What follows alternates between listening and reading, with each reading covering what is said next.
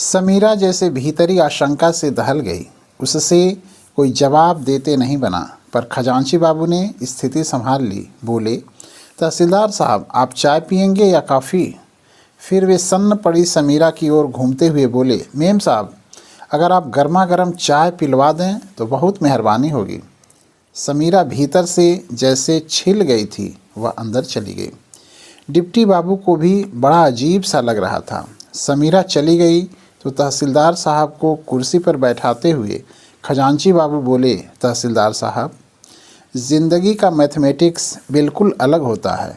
इसमें एक और एक मिलकर एक होना चाहते हैं, पर ज़्यादातर एक और एक मिलकर दो हो जाते हैं या 11 बनकर रह जाते हैं। ज़िंदगी में जहाँ 2 या 11 हुए वहाँ मैथमेटिक्स तो सही साबित हो जाता है, पर ज़िंदगी गलत हो जाती है। बात तहसीलदार साहब की समझ में कुछ आई कुछ नहीं आई, पर उन्होंने फिर सवाल नहीं किया। उन लोगों के बीच इधर उधर की बातें होने लगीं। समीरा परेशान थी। उसकी समझ में कुछ नहीं आ रहा था कि वह क्या करे। उसने जाकर बाथरूम का दरवाज़ा खटखटा दिया। साथ ही बोली, सुनो। क्या है? नकुल ने भीतर से ही कहा। ज़रा जल्दी से निकलो, अपने तहसीलदार साहब को संभालो जाकर। बस अभी आया, तब तक तुम बैठो ज़रा। यह दुनिया बैठने देती है कहीं? भुनभुनाती हुई समीरा किचन की तरफ चली गई।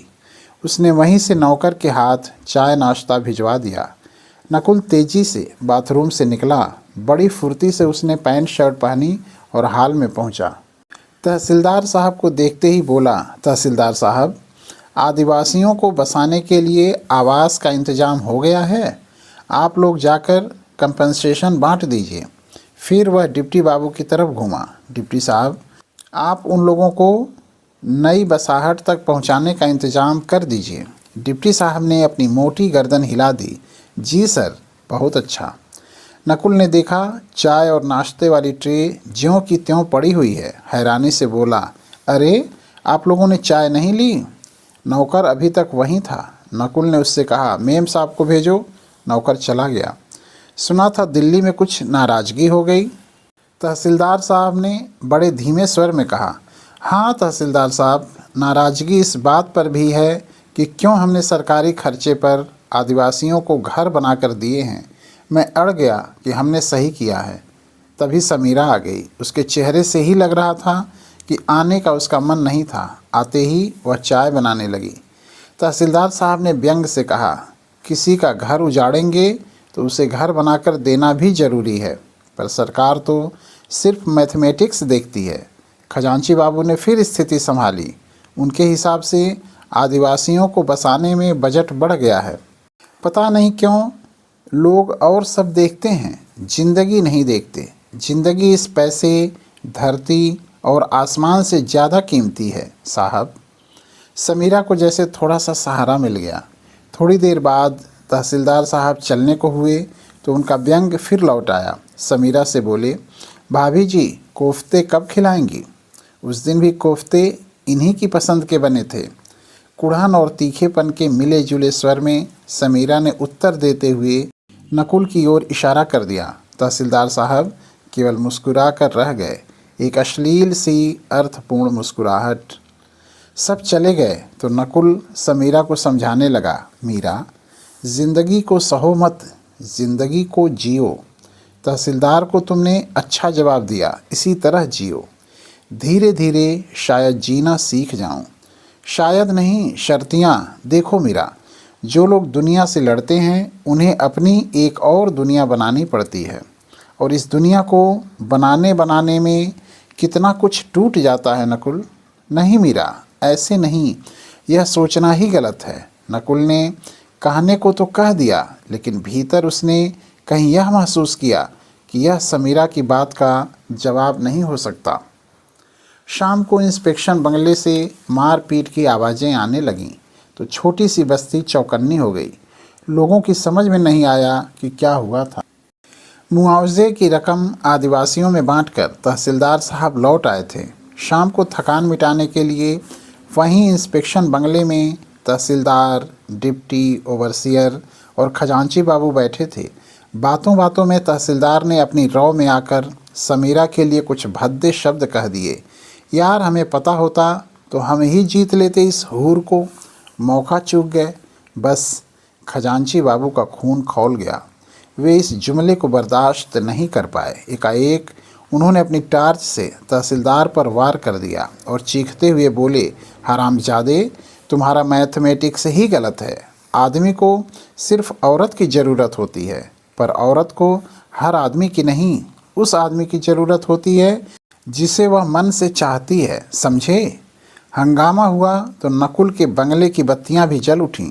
समीरा बरामदे से देखती रही। नकुल जल्दी जल्दी ऊपर गया। जलती बुझती टार्च देखी तो समझ गया कि खजांची बाबू भिड़ गए हैं। मामला किसी तरह रफा दफा हुआ। सबके शांत हो जाने पर खजांची बाबू चीखते रहे, औरत को अपनी ज़िंदगी जीने का हक क्यों नहीं है? हम कब तक उसे बेइज्जत करते रहेंगे?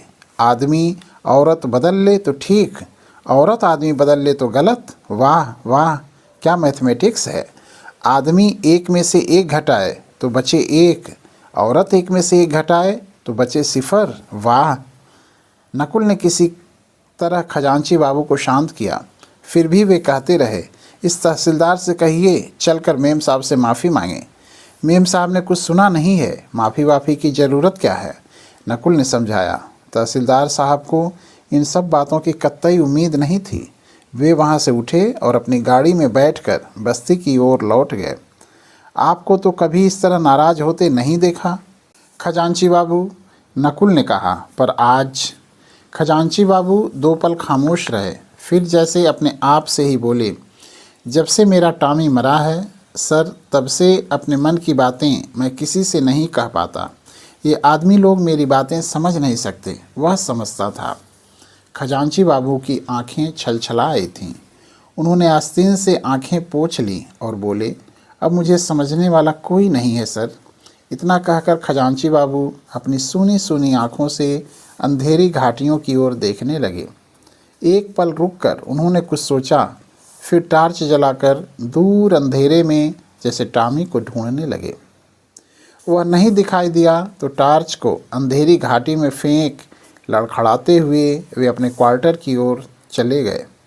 नकुल वहीं अंधेरे में तब तक अपनी आंखें गड़ाए खड़ा रहा जब तक खजांची बाबू की डोलती हुई छाया बहुत दूर के अंधेरे में लुप्त नहीं हो गई। समीरा सब जानती थी। यह भी जानती थी कि उस पूरे इलाके में कोई उसे पहचान पाया था तो सिर्फ खजांची बाबू। दूसरे दिन वह बस्ती गई और सामान के साथ उसने एक टार्च भी खरीद ली। शाम को खजांची बाबू घर पर ही थे। समीरा को अपने क्वार्टर में देख वे हैरान रह गए। आप? वे बोले, क्या बात है मेम साहब, मुझे बुला लिया होता। समीरा ने टार्च उनकी ओर बढ़ा दी। यह मैं आपके लिए लाई थी। खजांची बाबू ने टार्च देखी, फिर समीरा की गहरी गहरी आंखों में देखा और एकदम पिघल गए। आइए, अंदर आइए ना। खजांची बाबू जल्दी से भीतर जाकर एक कुर्सी उठा लाए। समीरा चुपचाप बैठ गई। बरामदे में ही खाट पड़ी थी। खजांची बाबू उस पर बैठ गए। 2-3 पल की खामोशी ने ही समीरा को परेशान कर दिया। उसे लगा यह खामोशी उसे घेर लेगी तो उससे छूटना मुश्किल हो जाएगा। सहसा बोल उठी, आप यहाँ एकदम अकेले रहते हैं? हाँ मेम साहब। समीरा ने सोचा था सवाल करके वह खामोशी को तोड़ सकेगी, लेकिन खजांची बाबू इतना सा बोलकर ही खामोश हो गए। समीरा घबराकर इधर उधर देखने लगी। फिर उसने अपनी निगाहें खजांची बाबू के चेहरे पर स्थिर कर दीं। खजांची बाबू ने जैसे खुद ही समीरा के मन में घुमड़ते प्रश्नों को पढ़ लिया और कहने लगे, औरत क्या होती है यह औरत को खोकर ही मालूम होता है मेम साहब। मैं भी 99 के चक्कर में था, समझ ही नहीं पाया कि शांता क्या चाहती थी। एक दिन वह गले में फंदा लगाकर झूल गई तो मालूम हुआ कि वह ज़िंदगी चाहती थी। टॉमी को उसी ने पाला था। आप भी आत्महत्या कर सकती थीं मेम साहब, पर आपने हिम्मत की। यहाँ हर सही मुद्दे के लिए लड़ना पड़ता है। मैथमेटिक्स आखिर क्या है? Into, divide, by, plus, minus, यही ना। एक हिंदसा दूसरे हिंदसे को काटता है। जब रिजल्ट तक पहुँचते हैं तभी आंसर मिलता है। खजांची बाबू के शब्द जैसे एकाएक चूक गए। आपने मेरे लिए लड़ाई की, क्यों न करता। औरत अपनी लड़ाई अकेले क्यों लड़े। क्या दुनिया में आदमी औरत के बीच पैदा होने वाले हर सवाल का जवाब सिर्फ औरत को ही देना है। नहीं मेम साहब, मैं आपके लिए नहीं, शांता के लिए लड़ा था। समीरा अपने मन में एक अजीब सी उथल पुथल फिर भी अव्यक्त सुकून लिए वहाँ से चली आई। घर पहुँची तो नकुल आया हुआ था। बड़ी देर कर दी। वह बोला, कहाँ चली गई थी। बस्ती, बाजार, सामान खरीदना था। फिर खजांची बाबू को देखने चली गई। उनकी तबीयत अच्छी नहीं थी। बाजार गई तो लगा तुम साथ होते तो कितना अच्छा लगता, हमेशा की तरह। क्या करूं मीरा, काम बहुत है। अब सेकेंड फेज समाप्ति पर है। थर्ड के लिए उलझनें बढ़ती जा रही हैं।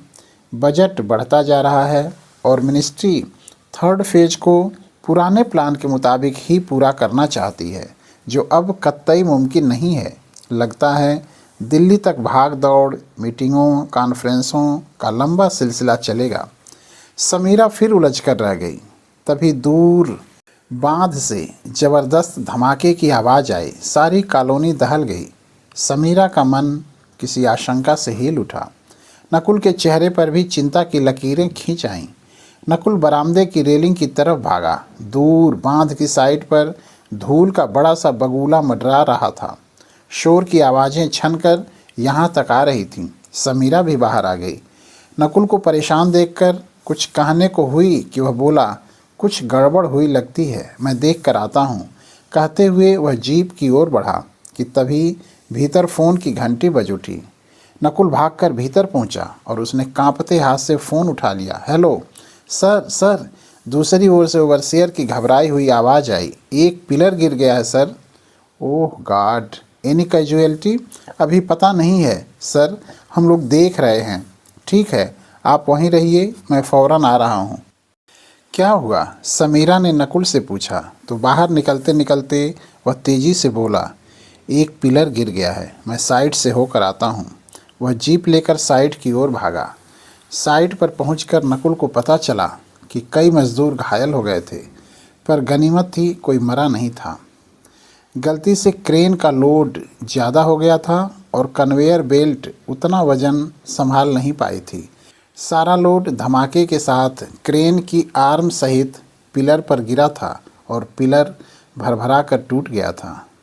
क्रेन मैन डर के मारे बेहोश हो गया था। ओवरसियर की मदद से नकुल सारी स्थिति का जायज़ा लेने लगा कि रिपोर्ट तैयार कर सके। नकुल ने साइट पर हुई दुर्घटना की रिपोर्ट भेज दी, लेकिन उतने से ही बात नहीं बनी। बांध को लेकर और भी जितनी समस्याएं उठ खड़ी हुई थीं, उनके सिलसिले में नकुल को दिल्ली जाना ही पड़ा। जाने का नकुल का मन नहीं था। वह जानता था समीरा उसके बगैर बहुत अकेला महसूस करेगी, पर कोई चारा भी नहीं था।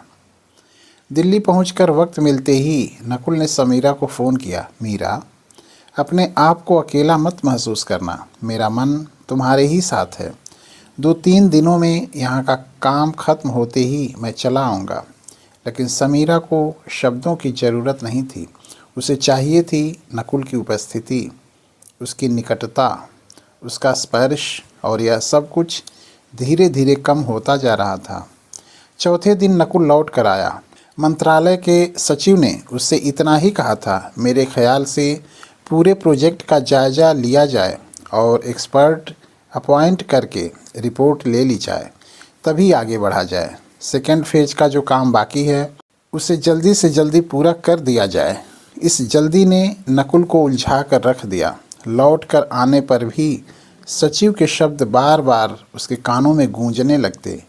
नकुल ने अपने आप को पूरी तरह बांध के निर्माण कार्य में डुबो दिया। वह घर में होता तो बांध के नक्शे उसे बेचैन किए रहते। बांध पर होता तो अकेली पड़ती जाती समीरा का ख्याल उसके दिमाग में होता। फिर वही क्रेनें, बुलडोज़र, क्वेरी में धमाके। समीरा का ख्याल आते ही नकुल उसे फ़ोन करता, मीरा। समीरा कहती, हाँ। क्या कर रही हो? बैठी हूँ। शाम शायद ज़रा देर हो जाएगी। अच्छा। फिर दूसरे दिन वही बात, फिर तीसरे दिन, चौथे दिन, पाँचवें दिन, छठे दिन वही बात। मीरा, हाँ बैठी हूँ। अच्छा। और फिर एक दिन फ़ोन बजा। समीरा सुनती रही, उठी नहीं। सिर्फ एक बार उसने घुटने पर रखी पत्रिका से सिर उठाकर बजते हुए फ़ोन की ओर देखा और फिर अपना ध्यान पत्रिका में लगा दिया। थोड़ी देर घंटी बजती रही, फिर बंद हो गई। शाम को नकुल काफ़ी देर से घर लौटा। आया तो थका हुआ था। जी में आया कि फ़ोन के बारे में एक बार समीरा से पूछ लें, पर फिर हिम्मत ही नहीं हुई। वह टाल गया। रात को वह बहुत परेशान था। काम की फिक्र तो थी ही, घर में भी जो सन्नाटा छाया जा रहा था वह उसे काफ़ी बेचैन कर रहा था। आखिर उसने खुद ही बात छेड़ी, सुनो मीरा, सोचता हूँ यहाँ से ट्रांसफ़र करवा लूँ। इस प्रोजेक्ट ने तो सारा चैन ही लूट लिया है। तरह तरह की बातें हैं, मिसमैनेजमेंट भी। पिछली बार दिल्ली गया था तो एक प्राइवेट फर्म वालों से बात हुई थी। उन्हें एक फर्टिलाइज़र फैक्ट्री लगाने का लाइसेंस मिला है और उन्हें कंस्ट्रक्शन इंजीनियर की ज़रूरत है। समीरा के चेहरे पर किसी तरह की कोई प्रतिक्रिया हुई या नहीं, यह देखने के लिए नकुल एक क्षण के लिए रुक गया। उसे लगा वह हाड़ मांस की किसी स्त्री से नहीं, पत्थर की किसी बेजान मूर्ति से बात कर रहा है।